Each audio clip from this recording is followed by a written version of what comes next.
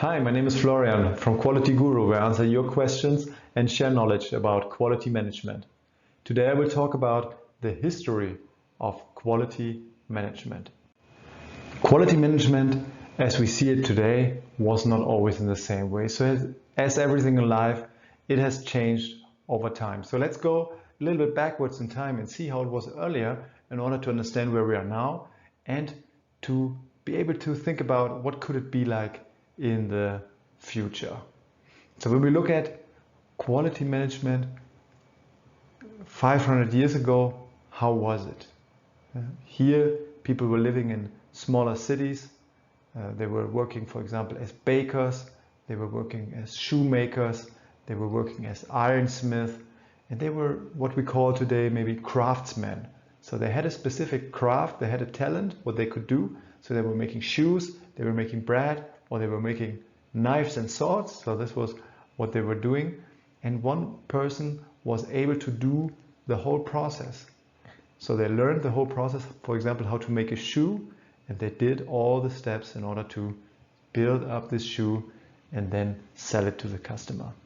And before they sold it, probably they had a little revision in order to check that everything is okay. So it was relying probably on the skills of the maker, and then the maker controlled all the process because he was an expert.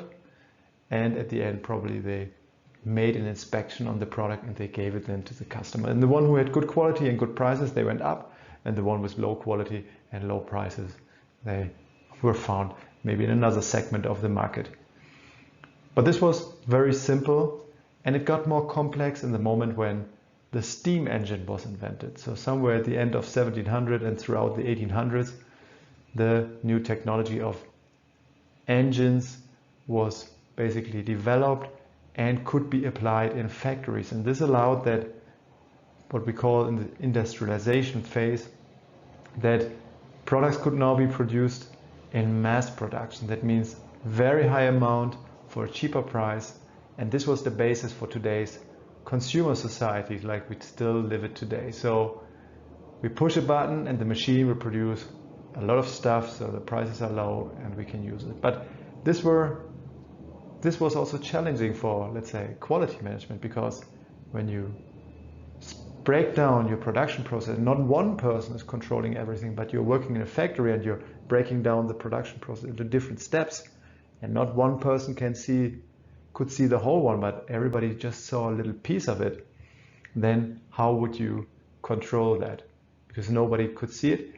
Probably in the beginning they relied heavily on inspection. So they put somebody at the end of the factory before shipping the parts out. Somebody was looking at it and make sure that everything was okay before sending it out. This inspection has some advantages. At least you can make sure that failures, what are produced, are not leaving the company and affecting the customers. But on the other hand, it's also very expensive, because when you find something at the end what is already finished and produced and it's not okay, probably you have to throw it away, or maybe if you're lucky you can do some work on it in order to recover it and be able to sell it later. But looking at it from another perspective, let's say, it's also not very effective. You have to pay the people who are inspecting. When you find something is expensive, and if you rely on people who are checking, for example, something the whole day with their eyes, then they probably also might get tired, and it could be possible that this is not 100% effective. So what was the next step? So people were thinking, and there was a man called Walter Shewhart in the 1920s in America who found a new way of controlling the production, and he came up with a method called statistical process control. That means he said, okay, I don't need to review every piece I produce at the end of the line, at the exit of my factory. No, I can also take samples within the process at different steps, and I don't check 100%. Maybe I check 1 in 5 or 1 in 10, depending on how risky or how complex and how big the variation in my process is. And then when I check in different parts of the process, I can then measure and map the variation of the values I measure and see if they're going up and down, and see if I see any tendency. And if the tendency goes into a risky range out of my tolerances, then I could intervene and stop the process before I produce faulty products, and by this start working in a preventive way. So SPC, statistical process control, was one of the first preventive methods and was introduced somewhere in the beginning of the 20th century. And then continuing with this one, people were asking, okay, if I have this variation in my process, which is sometimes more and sometimes less, how do I have to design my product and my production process in a way to reduce the variation, to ensure that basically no matter how bad I am, if the people are changing, if something, the environment is changing, temperature or whatever, I can always ensure that I produce a good product.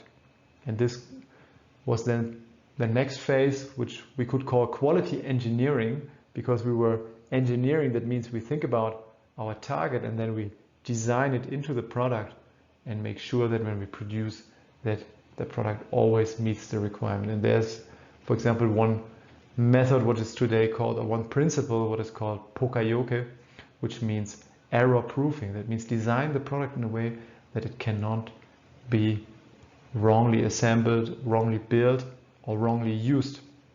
And here, for example, one example is the famous USB connector.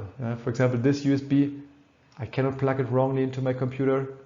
I cannot use it in the wrong way because it's designed in a shape, in a form, which can only fit into one of those connectors of my computer, so I cannot plug it in the wrong, in the one connector.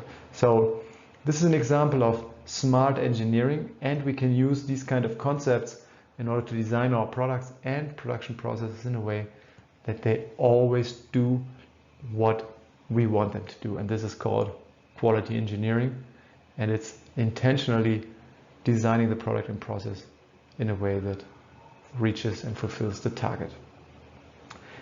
But this was good, and it was a very good advancement because this helped to increase the stability of the products, maybe brought scrap down and all these things, these negative waste what we had in the process.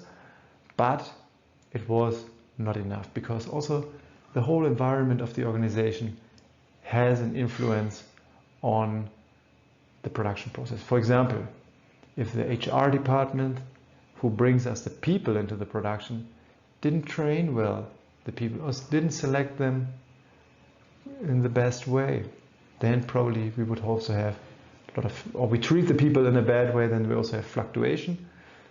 And these kind of influences can also impact our product, because if people change, if different people work on the same thing but not in a constant way, they cannot learn enough in order to ensure a good quality product. So this was the next step, then taking the whole organization, the HR department, the sales, the finance department, everybody into the boat and say, okay, we not only produce the product, we also need to control the environment. Why? We need to control the influence of our people, because people have a big influence on how we run the business, how we produce the parts, how we attend to our customers, how do we design, but also finance department or sales department, because if we make failures, and here I changed a little bit the definition of quality, which means making the things right the first time. If we are as a whole organization not fully aligned how we want to work and how we want to communicate and how we want to interact as a big team, then there will be a lot of waste in the organization, maybe communication issues, maybe conflicts, and waste of resources because we are not fully aligned, pulling in the same direction. So here, total quality management is about aligning the whole organization onto one target in order to support the customer in the best way by producing a good product, but also running the organization in a way where we're doing the things right first time and looking for operational excellence. So this is total quality management. Goes also in the direction of, for example, we'll talk probably about this a little bit later, ISO 9001 certification. So you build systems which ensure that everything is working in the way that we desire when we run the company. And then what could be the next steps? Some companies continue and go for excellence initiatives. Yeah, for example, EFQM Award, Malcolm Baldrige Award, Deming Award. So that means we are not enough with just having good systems, we want to be the best. So there are also initiatives, which I will probably talk about a little bit later on this channel, which I will introduce to you, which you can also use in order to bring your company to the next level. So let me know what you think about this in the comments. Did you learn something new? Would you like to add something? And I'm looking forward to read your comments and see you in the next video.